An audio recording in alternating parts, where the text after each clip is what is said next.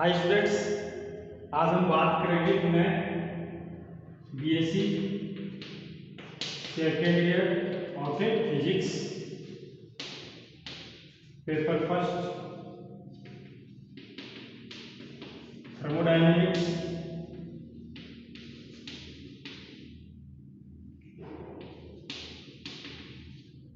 Okay, इसमें हमारा जो टॉपिक चल रहा था वो था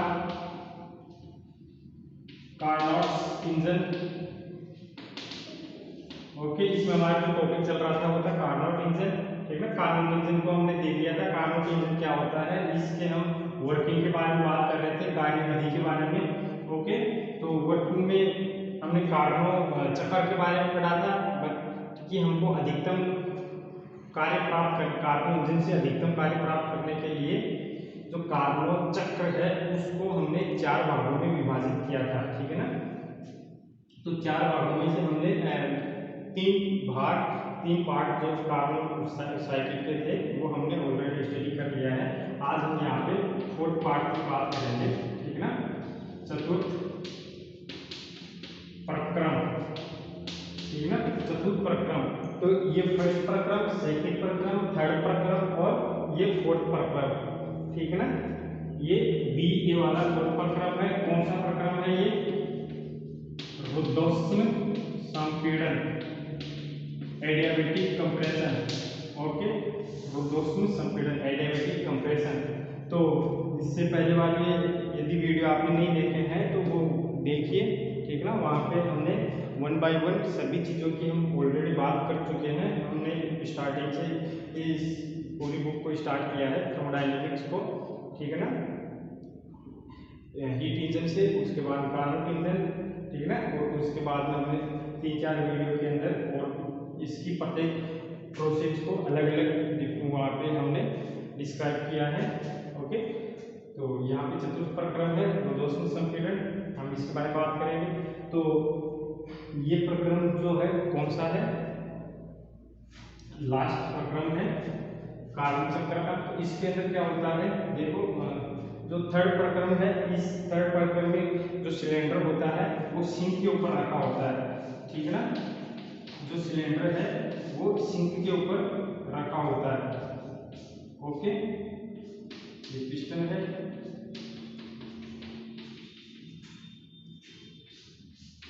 तो इसके ऊपर रखा रहता है, जिसके कारण इसका जो टेम्परेचर होता है, जो कार्यकारी पदार्थ का जो टेम्परेचर होता है वो, ठीक है ना, सिंक के टेम्परेचर के इक्वल होता है। इसके ऊपर हम धीरे धीरे दबाव लगाते हैं, तो यहाँ से दबाव लगाने के कारण हम इसके ऊपर कार्य करते हैं, जो कार्यकारी पदार्थ है उसके ऊपर कार्य करते हैं, जिसके कारण यहाँ पे इसकी एनर्जी बढ़ जाती है।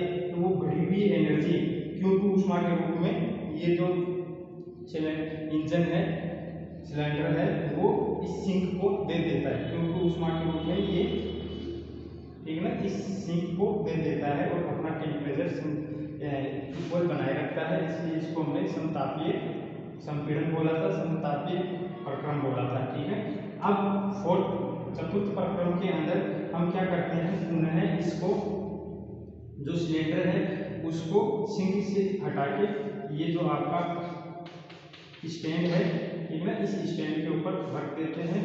ओके, इसके ऊपर रख देते हैं।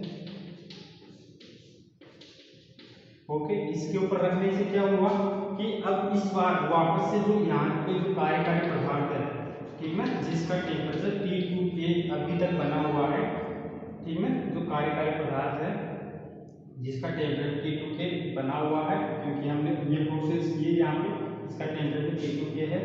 ओके, तो ये जो कार्यकारी पदार्थ है स्टैंड पे फटने से वापस से ये क्या हो जाता है, यहाँ पे विघटित हो जाता है। ठीक है ना, इससे वातावरण से विघटित हो जाता है, अर्थात ये वातावरण से ना तो ऊष्मा ले सकता और ना ही ऊष्मा दे सकता। तो इस टाइप का जो प्रोसेस होता है, प्रक्रम होता है, वो चाहे संपीड़न हो या प्रसार हो, ठीक है, इस चीज का, उसको हम बोलते हैं रुद्धोष्म। ठीक है ना, एडियाबैटिक। तो यहाँ पे अब हम बात कर रहे हैं एडियाबैटिक संपीड़न की। तो इसमें क्या होता है कि हम अब इस पिस्टन के ऊपर फिर से धीरे धीरे धीरे धीरे दबाव बढ़ाते हैं। तो धीरे धीरे दबाव बढ़ाएंगे तो दबाव बढ़ाने से क्या होगा, यहाँ पे कंप्रेशन होगा। ओके, कंप्रेशन होगा तो इस पिस्टन के ऊपर क्योंकि कार्य किया जा रहा है, ठीक है ना, बाहर से एक्सटर्नल वर्क किया जा रहा है ना। ओके, तो एक्सटर्नल जो वर्क है वो इसकी आंतरिक ऊर्जा को में वृद्धि कर देता है, ठीक है ना। इसकी क्या करता है, आंतरिक ऊर्जा में वृद्धि कर देता है। तो आंतरिक ऊर्जा में वृद्धि करने के कारण इसका जो टेम्परेचर है, इसका जो ताप है वो बढ़ने लगता है, ठीक है ना, बढ़ने लगता है। ठीक है, तो अब इसके ऊपर हम धीरे धीरे दबाव बढ़ाते जाते हैं, बढ़ाते जाते हैं, बढ़ाते जाते हैं और इसको इतना संपीड़ित करते हैं, इतना संपीड़ित करते हैं, इसको इतना संपीड़ित करते हैं कि इसका टेम्परेचर बढ़कर, इसका जो ताप है वो बढ़कर किसके इक्वल हो जाए, T1 केल्विन। अर्थात ये जो पॉइंट है हमारा, ए पॉइंट, ये हमको पुनः प्राप्त हो जाए। समझ गए। यहाँ से हम इसके ऊपर धीरे धीरे दबाव लगाते हैं, दबाव लगाते हैं मतलब बाहर से काम करते हैं, बाहर से इस पिस्टन के ऊपर काम करते हैं, ठीक है। तो हम जो काम कर रहे हैं वो हमारा काम इस एनर्जी, जो ये गैस है, पदार्थ है, इसकी आंतरिक ऊर्जा बढ़ाता है, ठीक है ना, आंतरिक ऊर्जा में कन्वर्ट हो जाता है, जिसके कारण जब इसकी आंतरिक ऊर्जा बढ़ती है तो इसका टेम्परेचर चेंज होता है, टेम्परेचर बढ़ता है। और हम जब इसको लगातार दबाते रहते हैं तो टेम्परेचर लगातार बढ़ता है और एक ऐसी स्थिति आती है कि इसका टेम्परेचर बढ़कर किसके इक्वल हो जाता है, T1 के। अर्थात ये जो कार्यकारी पदार्थ है ये पुनः अपनी प्रारंभिक अवस्था प्राप्त कर लेता है, प्रारंभिक अवस्था ए के ऊपर आ जाता है और ये जो कार्नोट साइकिल है वो कंप्लीट हो जाती है, ठीक है। तो इसको आप समझ गए होंगे। तो इस अवस्था में फिर पुनः प्रारंभिक अवस्था है तो कंप्लीट ये चीजें इसको मिल जाती हैं। ओके, तो ये चीज हमको यहाँ पे हम लिख देते हैं।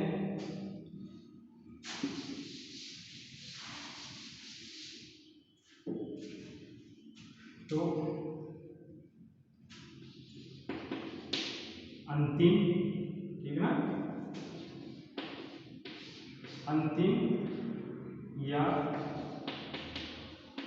चतुर्थ, अंतिम या चतुर्थ प्रक्रम में, ठीक है ना, इस लास्ट प्रक्रम के अंदर हम क्या करते हैं, लास्ट प्रक्रम के अंदर जो सिलेंडर है, ठीक है ना, जो सिलेंडर है, सिलेंडर को सिंक से हटाकर, सिलेंडर को सिंक से हटाकर पुनः स्टैंड पर रखते हैं, ठीक है ना, पुनः स्टैंड पर रखते हैं, जिससे क्या होगा, स्टैंड पर रखने से, जिससे जो कार्यकारी पदार्थ है, जो कार्यकारी पदार्थ है, जिससे कार्यकारी का पदार्थ है वो वातावरण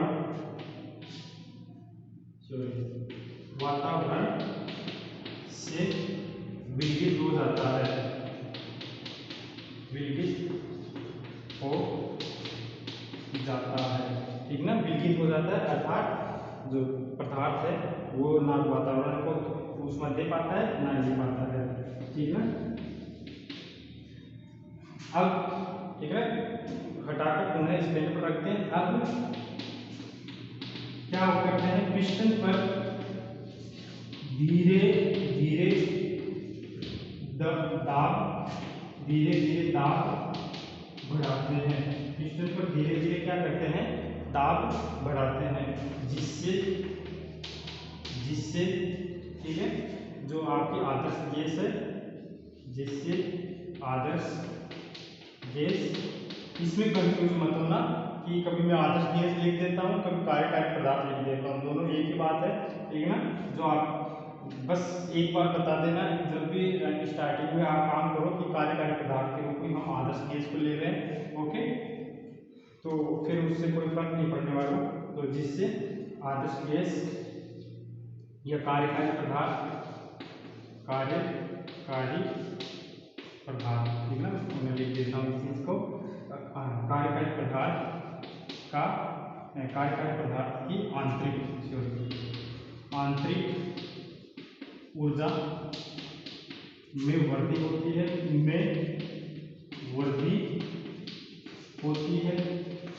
आंतरिक ऊर्जा में वृद्धि होती है, और जो गैस है, गैस का ताप बढ़ जाता है, ठीक है ना। अब ये जो है, हम इस पे जो दबाव है लगातार तब तक बढ़ाते हैं जब तक कि, ठीक है ना,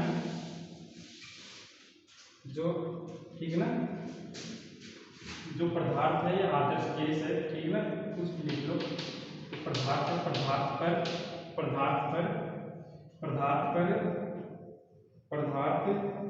पर, ठीक ना, दाब है, दाब तब तक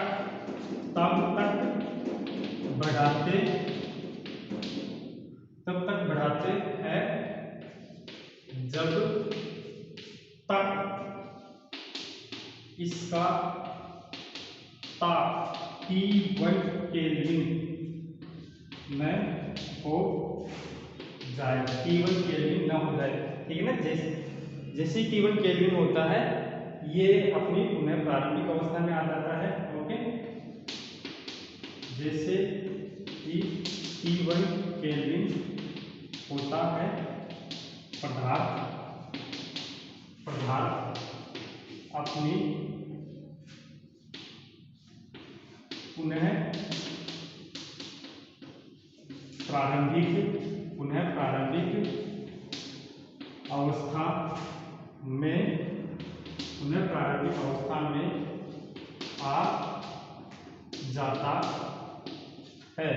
प्रारंभिक अवस्था में आ जाता है, इसमें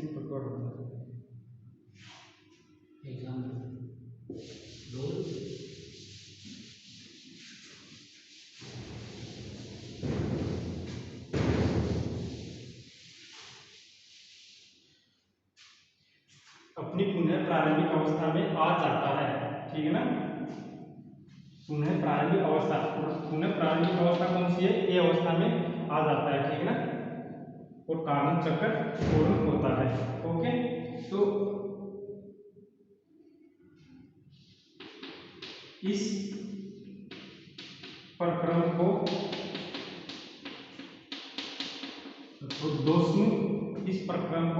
रुद्धोष्म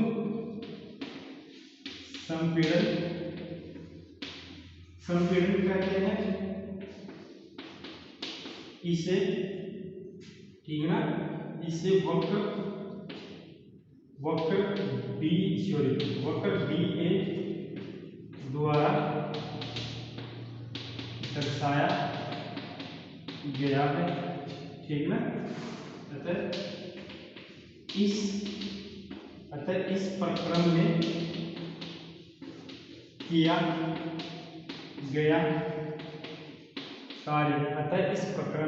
किया गया कार्य कितना होगा? ये W4 होगा, और D से A तक वापस आने में किया गया कार्य PdW होगा, PdV होगा, ओके। और ये किस क्षेत्रफल के बराबर होगा? क्षेत्रफल, ठीक है ना, ये होगा DA, ओके, ये स्मॉल a, ये D, और फिर ये B, ठीक है ना।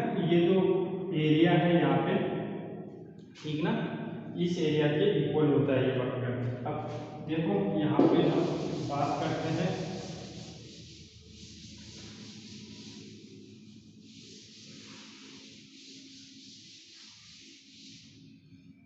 यहाँ पे हम जो बात करते हैं PdV, क्योंकि ये रुद्धोष्म संपीड़न है, तो रुद्धोष्म प्रक्रम के लिए जो अवस्था समीकरण होता है, वो क्या होता है? PV gamma equal to K, ये नियतांक होता है, ये ऑलरेडी हम कर चुके हैं, ठीक है ना। तो यहाँ पे P की वैल्यू ये यहाँ पे पुट करने से हमको क्या मिलता है? W4 मिल जाता है, ठीक है ना। W4 ये कितना मिलेगा? डी ए, तो पी की वैल्यू है dp अपॉन, ठीक है ना, पी की वैल्यू ये के अपॉन बी गामा, ओके, ये गामा है, गामा cp अपॉन cv, जो लास्ट वीडियो में बता चुका हूँ, वहां से आप देखिए इसको के dp अपॉन के। तो यहाँ पे इसको आप सोल्व करोगे तो क्या मिलेगा, 1 अपॉन ये देखो b माइनस गामा हो जाएगा plus gamma minus gamma plus 1, ठीक है, सीधा सा इसका के तो कांस्टेंट है, इसका इंटीग्रल करोगे तो ये ऊपर चला जाएगा और प्लस 1 गामा प्लस 1 ये होता है, तो ये 1 माइनस गामा यहाँ से सीधा सीधा मिल जाएगा 1 माइनस गामा, ठीक है, और ये के यहाँ से d और a ये वैल्यू पुट करोगे तो ये v a minus gamma plus 1, okay, और माइनस a और k v d minus gamma plus 1, ये वैल्यू मिलेगी।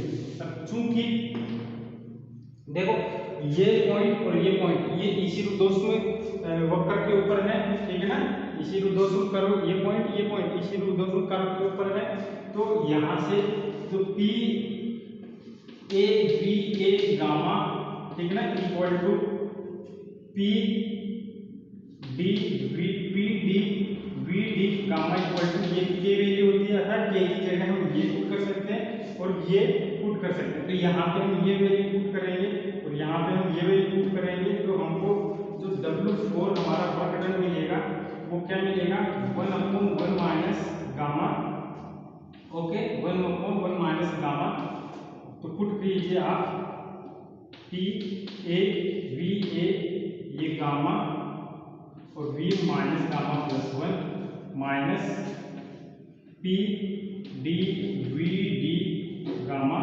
और V D minus gamma plus 1, ठीक है, ये मिल जाएगा, ओके।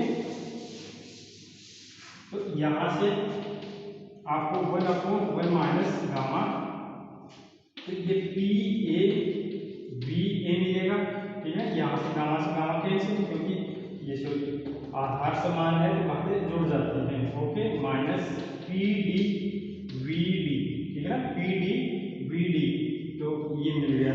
अब क्योंकि आदर्श गैस का जो समीकरण होता है वो क्या होता है, P V equal to R T, तो देखो इस B पॉइंट के लिए P D V D equal to T2 और P A इस पॉइंट के लिए P A V A equal to R T1, ठीक है ना, इस पॉइंट के लिए ये वैल्यू मिलेगी, तो यहाँ से क्या मिलेगा आपको 1 अपॉन 1 माइनस गामा, ये वैल्यू पुट कर दो यहाँ पे P A V A की वैल्यू R, तो R दोनों के अंदर है, तो इसमें भी है, दोनों में क्या कॉमन है, तो P A V A, तो ये है T1 minus P D V D, ठीक है ना, T2 P A minus T2, ठीक है ना। इसको थोड़ा सा और सॉल्व करें तो जो हमने W2 इसके अंदर जो वर्क डन निकाला था ना, उसके अंदर ये क्या था, ये था गामा माइनस 1, ये जो था ना ये क्या था, गामा माइनस 1, तो यहां से हम इसको थोड़ा चेंज करके लिखते हैं, ओके, इसको मैं यहाँ पे लिख रहा हूँ W4, ठीक है ना, W4 क्या हो गया, minus R upon gamma minus 1 T1 minus T2, ठीक ना, minus R upon gamma minus 1 T1 minus T2, okay, T1 minus T2, तो ये इक्वेशन जो भी आपने 4 या 5 जो पीछे आपने वीडियो लेक्चर देखे उसमें आप बनाओगे, ठीक है ना, कंप्लीट लेक्चर नोट्स लिखोगे तो उसमें इसको आप जो भी पीछे इक्वेशन थी उससे आगे वाली इक्वेशन दे देना, मैं इसको यहाँ पे 4 दे रहा हूँ, ओके, तो ये इक्वेशन 4 अर्थात W4 हमारे पास ये फंक्शन इस दोषों प्रसार के अंदर आ चुका है, ठीक है ना। इसके अंदर हम इतना ही, नेक्स्ट लेक्चर के अंदर हम अभी तक 4 प्रकरणों के अंदर 1 2 3 4, ठीक है ना, यहाँ पे हमें W1, यहाँ पे W2, यहाँ पे W3, ठीक है ना, इस प्रक्रम के अंदर हमने W3 और इसमें W4 ये 4 कार्य किए। तो कुल प्रक्रम में किया गया कार्य अर्थात कुल चक्र के अंदर, कुल कार्बन चक्र के अंदर किया गया कार्य हम यहाँ से देखेंगे। ओके, तो देखें उसके बाद में हम बात करेंगे कि कार्बन इंजन की दक्षता क्या होती है।